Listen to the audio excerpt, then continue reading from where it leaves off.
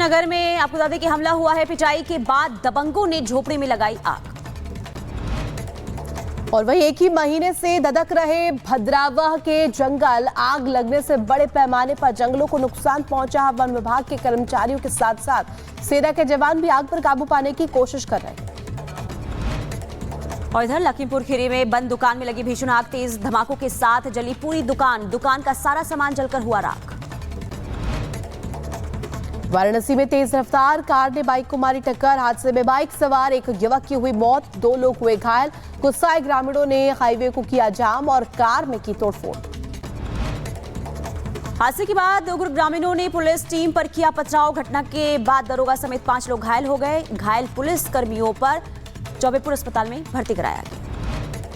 उत्तर प्रदेश के बहराइच में पुलिस की बदमाशों के साथ मुठभेड़, एक बदमाश के पैर में लगी गोली। मुठभेड़ में 2 बदमाश गिरफ्तार, तीसरा बदमाश मौके से हुआ फरार। इधर लखनऊ में पुलिस और बदमाशों के बीच मुठभेड़ हो गई। 2 बदमाशों को गोली लगी और 2 बदमाश मौके से फरार हुए। बिना नंबर प्लेट की गाड़ी से भाग रहे थे बदमाश। उत्तर प्रदेश के झांसी में जमीन विवाद को लेकर के 2 पक्षों में जमकर चले लात घूंसे, मारपीट का वीडियो आया सामने। पुलिस के सामने मारपीट हुई। उत्तर प्रदेश के मैनपुरी में जमीन विवाद को लेकर 2 पक्ष आपस में भिड़ गए। महिला और पुरुष के बीच हुई जमकर मारपीट, कई लोग गंभीर रूप से घायल।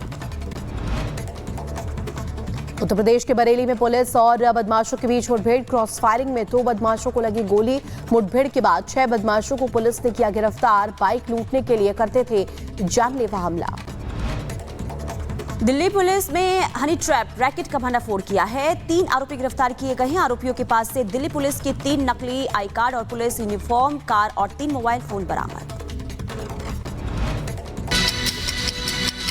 एक्शन देखने को मिल रहा है। बिल्कुल पुनीता, जिस तरीके से आपने कहा कि एक तरफ सनातन के तमाम पदचिन्ह मिल रहे हैं, अंश मिल रहे हैं, वहीं दूसरी तरफ बिजली चोरी को लेकर के भी जांच जारी है। इसमें नाम सपा सांसद जियाउर रहमान बर्क का तो आया ही, उन पर तो कार्रवाई लगातार जारी ही है, लेकिन अब उनके दादा का नाम भी सामने आ गया है, जो कि पूर्व सांसद रहे हैं, यानी कि शफीकुर रहमान बर्क का भी नाम यहां पर सामने आ गया है। किस तरीके से अब उनका जिक्र हो रहा है इस पूरे मामले पर, इस रिपोर्ट के जरिए दिखाते हैं।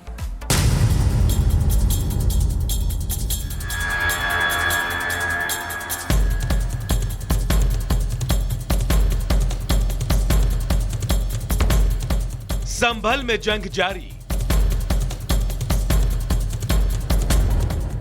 अगली कार्रवाई की तैयारी।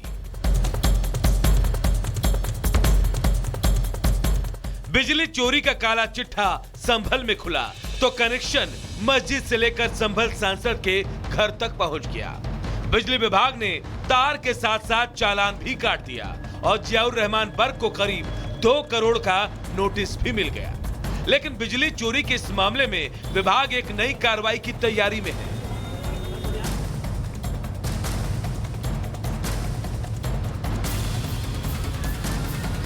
बिजली विभाग ने दिवंगत सांसद डॉक्टर शफीकुर रहमान बर्क के कनेक्शन के मीटर को लेकर संशोधित पत्र जारी किया है, जिसके तहत उतारे गए मीटर की जांच अब 26 दिसंबर को होगी। मोहल्ला दीपासराय में बिजली विभाग पहले 23 दिसंबर को नोटिस देने वाला था, पत्र भी जारी किया गया था।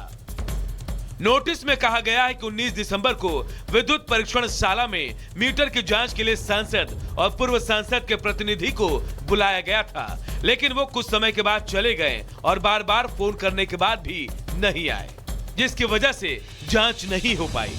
इसीलिए अब मीटर के परीक्षण के लिए 26 दिसंबर को दोपहर 12 बजे का समय निर्धारित किया गया है।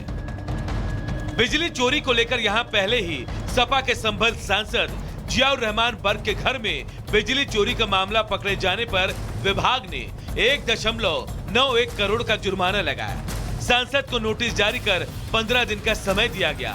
अगर तय समय पर सांसद की ओर से जवाब नहीं दिया जाता है तो राजस्व वसूली की कार्रवाई आगे बढ़ेगी। लेकिन संभल में सनातन के साथ हुए छल की भी तलाश जोर शोर से चल रही है।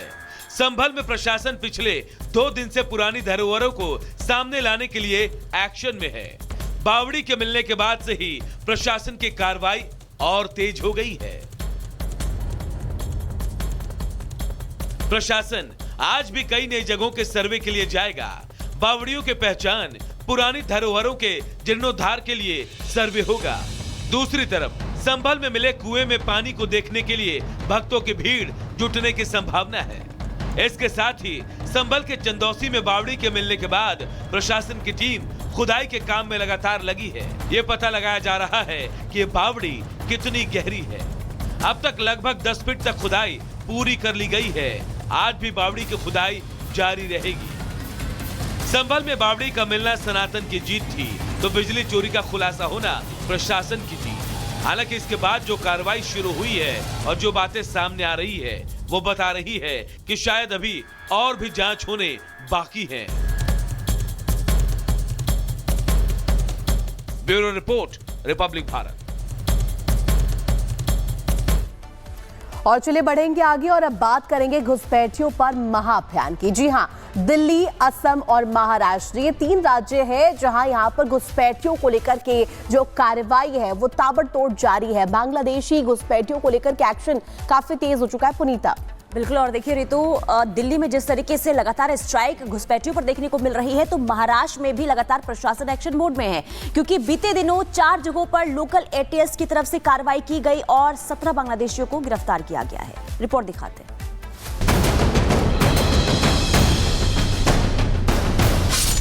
महाराष्ट्र से 17 बांग्लादेशी गिरफ्तार, 14 पुरुष 3 महिलाएं शामिल। अवैध रूप से भारत आए थे बांग्लादेशी घुसपैठियों के खिलाफ महाराष्ट्र की फडणवीस सरकार जबरदस्त एक्शन में है। लोकल पुलिस की मदद से एटीएस ने कार्रवाई करते हुए मुंबई, नवी मुंबई, ठाणे और नासिक से 14 बांग्लादेशी घुसपैठियों को गिरफ्तार किया है। इन बांग्लादेशी घुसपैठियों के पास से पुलिस को आधार कार्ड भी मिले हैं। पुलिस इन बांग्लादेशी नागरिकों को भारत लाने वाले 2 एजेंटों की तलाश में जुटी है। पकड़े गए बांग्लादेशियों के पास से 20,000 नगद के साथ ही 4 मोबाइल फोन भी बरामद किए गए हैं। अवैध बांग्लादेशी नागरिकों के खिलाफ महाराष्ट्र में चल रहे अभियान के तहत पुलिस ने यह कार्रवाई की है। एटीएस ने लोकल पुलिस की मदद से सूचना के आधार पर छापा मारा, जिसमें इन बांग्लादेशी नागरिकों को गिरफ्तार किया गया। किसी के पास से कोई औपचारिक डॉक्यूमेंट भी नहीं मिला। ये बांग्लादेशी नागरिक अवैध रूप से भारत में रह रहे थे। असम से लेकर महाराष्ट्र तक अवैध रूप से घुसे बांग्लादेशियों को ढूंढा जा रहा है, गली गली से पकड़ा जा रहा है। भारत सरकार का इरादा बिल्कुल क्लियर है, इन्हें बांग्लादेश डिपोर्ट करना है। बांग्लादेश की मोहम्मद यूनुस सरकार जिस तरह से हिंदू अल्पसंख्यकों के नरसंहार में जुटी है, उसके खिलाफ भारत से बांग्लादेशी घुसपैठियों पर कार्रवाई बदले की कार्रवाई नहीं, बल्कि देश को दीमक की तरह चाट रहे इन घुसपैठियों से देश की इकोनॉमी की रक्षा करना है। Bureau report.